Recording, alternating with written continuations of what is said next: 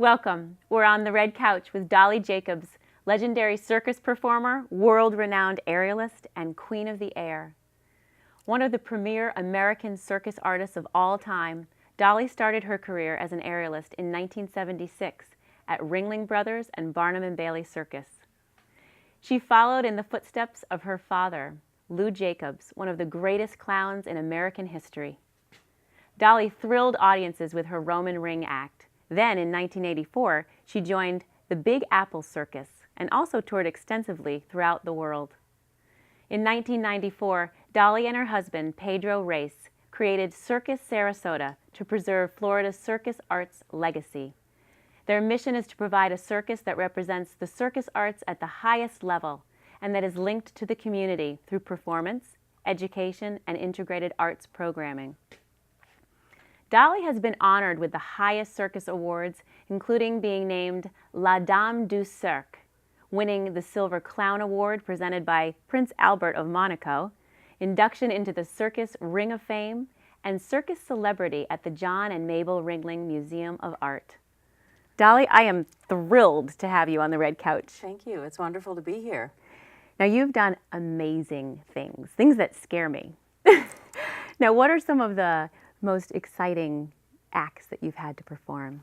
Well, exciting or highlights of my career, Yeah. if I could say, probably, like you mentioned, the International Circus Festival of Monaco. I was there twice. I was there in '77 and then again in 1988. And the first year I went with my father. So it was really a highlight of my career, being able to go there with him. Yeah. He walked me into the ring and out of the ring, and that's a memory I'll never forget. And then I was asked back 10 years later in '88, and I already had my act polished, if I could say it that way. The first year I went, it was still new. I was kind of still green at it. So when I went back in '88, I had my full flyaway somersault, completely releasing the rings and catching a rope as my finish trick, which gave me solo status, which took me around the world. And with that, I earned the Silver Clown Award, which is second place, and you're competing against 40 acts from around the world. Wow. So that was quite an honor. And again, La Dame du Cirque, both times I was given that award, which was quite an honor also. That and performing right here in Sarasota to people that helped make me who I am. And that's, to me, one of the highlights of my career. Being able to, finish a performance and then have my English teacher come up to me and say, "Do you remember me?" That's so wonderful. Yeah. I mean, you could have created this anywhere in the world, and you picked Sarasota. Well, I'm born and raised here, and it's a given, and there was a void. There was a need to have circus in Sarasota throughout the year. Right. Now, I also heard that you flew from a helicopter. You hung from a helicopter. Well, yeah, that's one of my more daring tricks that I've Yeah. done. Besides the full flyaway somersault on the rings, that's about 32 feet high without a net or a safety. I was kind of challenged into going underneath the helicopter, and I was going to do trapeze. I was kind of challenged into it by my husband, and he said, well, if I didn't have these casts on my feet, I would do it.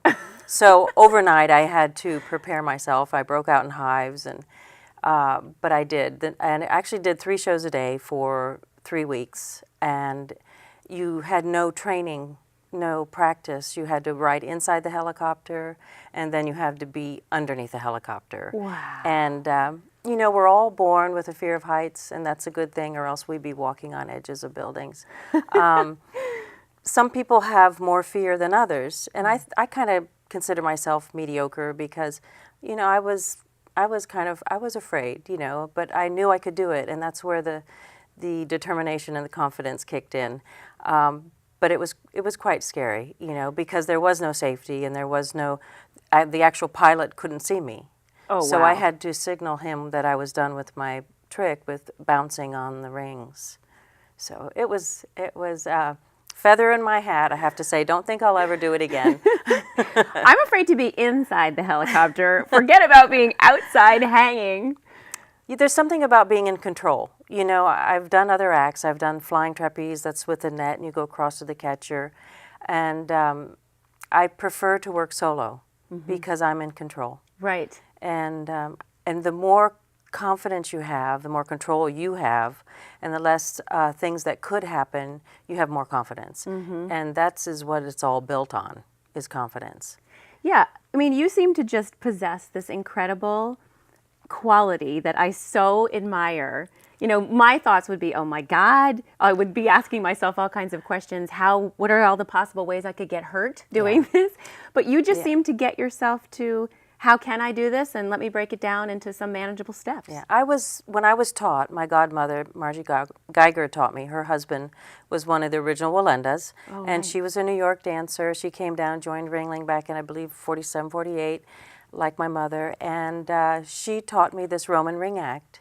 But the way she taught me, and I have to say this, some people are born teachers and some people are born students. And I always thought I was a student because I never was finished. I'd never felt satisfied. You know, whenever I saw myself on a video or anything, I could do that better, I could do that better. But when Margie taught me, she taught me the ABCs of performing, and it really was, part of that ABCs is you cannot say I can't. You have to try. And some people can get to that point of success quicker than others. And it's just a matter of knowing your speed and knowing that eventually you'll get there. Tell me how you learned. So eventually you go up to 32 feet.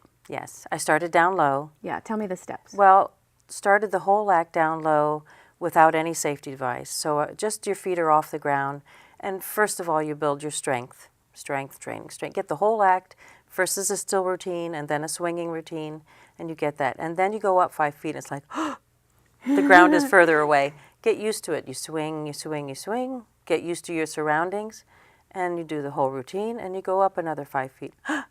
Get used to that. So it was just increments of 5 feet getting up to 32 feet.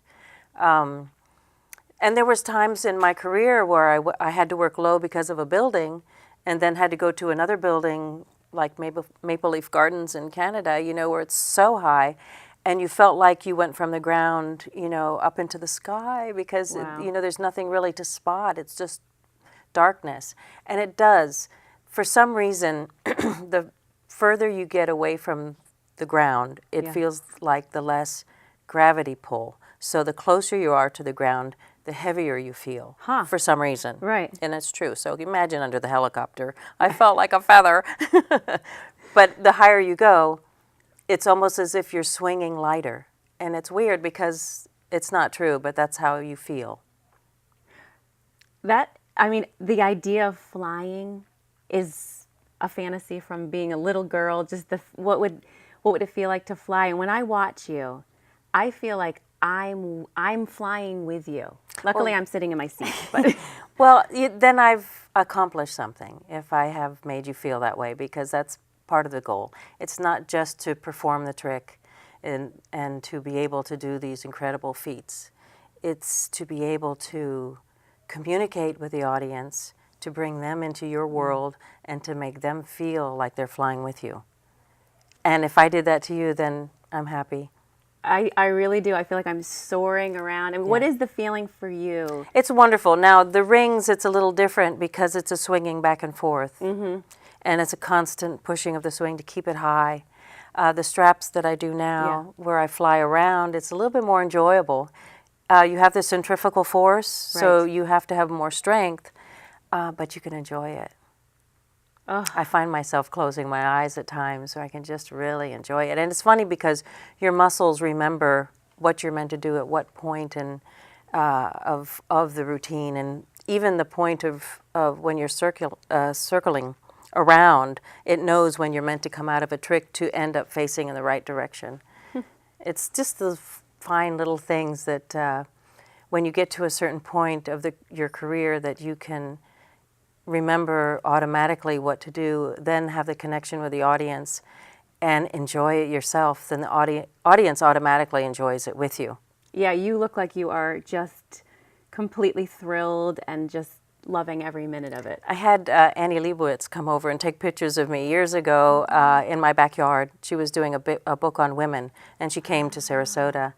And at that time I wasn't performing, so I felt a little bit heavy, but she's just incredible. And it was like dawn, and I have this A-frame rigging in my backyard, and we have a little Airstream trailer that was my mom and dad's when they used to travel, sitting back there. So it was kind of misty, the fog in the morning. Oh, wow. And she caught me up. Before I even went up onto the rings, there's a rope called a web.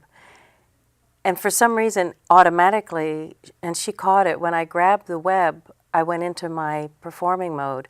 And she said, hold that. You know, and I was like, what? What did I do? But she saw it. And I guess you do go into this other world of this performance and enjoyment. It just takes over your body. It's a wonderful feeling. Nothing can replace it.